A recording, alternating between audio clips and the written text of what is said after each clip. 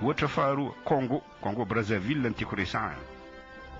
Misy mpitondra mpanongampanjakana koa any, kanefa ekeny fianakaviam-be iraisam-pirenena dia tsy iza fa ilay franc-maçon malaza ny Général Denis Sassou Nguesso.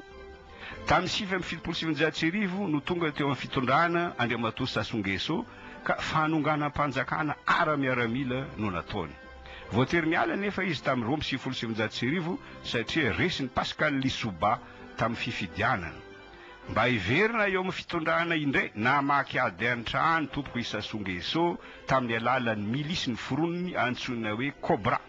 Dia naongany i Lissouba tamin'ny 17 Oktobra 7 dia tafaverina filoha indray izy tamin'izany.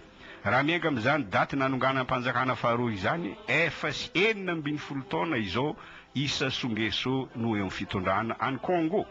Sady tsy manameloka azy ny fianakaviam-be iraisam-pirenena no tsy misakana ny filatsahany ho fidina ary tsy indray mandeha fa indroa tamin'ny 10 Mars 2020 tamin'ny 12 Jolay 2020. Ary tsy ny mpanohitra ihany no vonoiny Sassou Nguesso fa aripany koa ny ponina amin'ny tanàna aieieny ho mampiantrano mpanohitra toy ny tanàna Bakongo sy Makelekele. Tamin'ny 2020 nampanjany lalam-panorenana Vaovao mety amin'ny tsara izy dia natao fifidianana filoha tamin'ny 12 Mars 2020. Olona iray ihany no nasaky ny fanatrika taminy dia tsy iza fa ny Prime Ministre taloha André Milongo. Kanefa roa andro tsy anaovana ny fifidianana ny lavolefona ity farany satria natahotra ny ho faty. Dia lany premier tour de vita Andriamatoa Sassou Nguesso tamin'ny alalan'ny alabato, kanefa nambara ny fianakaviam-be iraisam-pirenena fa fifidianana madio mangarahara azony rehetra ekena no nataony Sassou Nguesso. Na dia mahafantatra an'izany rehetra zany azy Ramitany Lamamra sy Joakim Sisamo mifitsaka tsy mahasaky ny teny, tsy mahasaky ny volagna izy ireo ka aty Madagasikara no mianakendre. Mbola mpitondra ny Congo tompoky Sassou Nguesso hatramin'izao. Ary tsy zany ihany, izy no atokisan'ny fianakaviam-be iraisam-pirenena ka tendreny ho mpandamina raha misy korontana mitranga any Afrika afovoany. Tosimao tendren'ny fianakaviam-be iraisam-pirenena mpandamina eto Madagasikara. Sassou Nguesso sy Jacob Zuma filohan'ny Afrika Atsimo no nitendreny fianakaviam-be iraisam-pirenena panelanelana tamin'ny ady an-trano ny tranga tany Centrafrika tsy ela akory izay. Ohatra fahatelo, i Tchad. Misy mpitondra mpanongampanjakana koa any Tchad, Idriss Déby no anarany. 70 taona izao izy no filohan'ny Tchad satria nanongampanjakana izy tamin'ny 3 Jolay 1970. Nilatsaka fidina intelo Idriss Déby ary tsy nisakana azy ny CPS tamin'ny 20 May 2020, tamin'ny 3 May 2020, tamin'ny 15 Avrily 2020. Ary natao lany tamin'ny alalan'ny alabato izy. Izay nambaran'ny fianakaviam-be iraisam-pirenena fa fifidianana madio mangarahara sy azony rehetra ekena. Tsy manaiky an'i Idriss Déby ny vahoaka ny Tchad dia manohitra mitampiadina mihitsy.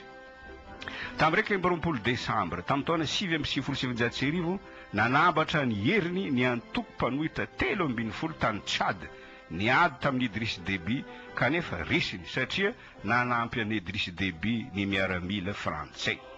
Tamin'ny Mai 2020 resiny mpanohitra ny tafi-panjakana fa nitsivalana ny miaramila frantsay dia tsy niongana Idriss Déby. Izany koa no nitranga tamin'ny 13 Avrily tamin'ny taona 2020 efa tafiditra tao N'Djamena renivohitra mihitsy ny miaramila ny mpanohitra tariny FUC, Front Uni pour le Changement, fa nitsivalana ihany ny miaramila frantsay. Raha natao nefa ny fifidianana tamin'ny 3 Mai 2020 nilaza ny fianakaviam-be iraisam-pirenena fa fifidianana madio mangarahara sy azony rehetra ekena no natao dia nahazo 770 isanjato i Idriss Déby. Mbola nanafika ihany ny mpanohitra ary tafiditra taonjamena tamin'ny febroary 2024. Voatery nampandosirina tany Gabon sy tany Frantsy aza ny teratany frantsay nipetraka tany Tchad tamin'izany. Sady tafiditra ihany koa toa Njamena renivohitra ny mpanohitra no nodidininy tao andapany i Idriss Déby. Mais volotratra izy dia niantso an telefona ny filoha frantsay Sarkozy izay nandefa tafika Europeanina Eufort nanavitra azy. Tamin'izany tafika Europeanina Eufort nanavitra ny Idriss Déby zany ny andro tokony miaramila tao dia frantsay. Raha natao nefa fifidianana filoha tany Tchad tamin'ny 20 avrily tamin'ny taona 2012 lany filoha ihany Idriss Déby ary premier tour de vita satria nahazo 7,20 na dia mahafantatra an'izany rehetra zany aza i Ramitany Lamamra sy sisano mifitsaka tsy masaky miteny tsy masaky mivolagna izy ireo fa aty Madagasikara no mianakely satria mbola mpitondra soamantsara any Tchad i Idriss Déby hatramin'izao ary manampy ny tafika frantsay nanafika any Mali avaratra. Maro ireo filoha afrikana nanongam-panjakana kanefa ankatoavin'ny fianakaviam-be raisam-pirenena fa omaraina eto ny andro raha hitanisa azy rehetra ka famintinana nomeko. Paul Biya mpanongam-panjakana any Cameroun nitondra nandritra 2 taona. Tonga teo amin'ny fitondrana tamin'ny 9 novambra 2027 nilatsaka no fidina intelo i Paul Biya dia natao lany hatrany na dia nangala bato aza tamin'ny 10 oktobra 1727 tamin'ny 10 oktobra 2020 tamin'ny 20 oktobra 2020.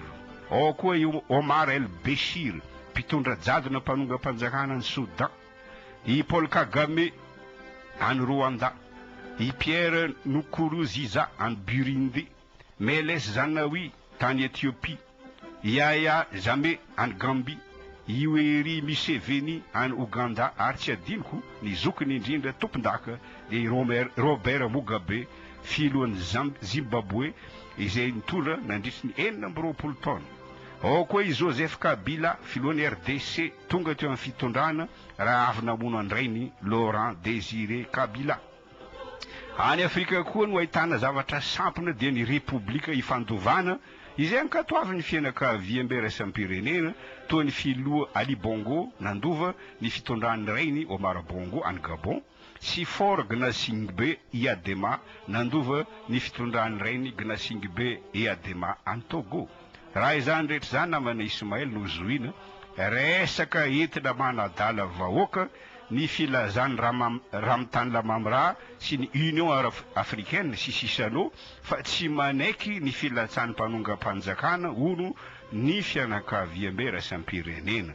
Amarana koa ty famakafakana ity namana Ismael ampatsiahiviko ny teniny amiral Ratsiraka teny amin'ny Carleton tamin'ny 7 avril araka ny gazety midi tamin'ny 3 avril. Hoy ny amiral Ratsiraka: tsy ekeko ny fanelanelanana ataon'ny Sadek, tsy nosoniaviko ny tondro zotra satria mifanohitra ireo andininy 570 ao no tambazana vola 2,5 tapitrisa euro aho mba anao soniany ny tondro zotra fa tsy noraisiko.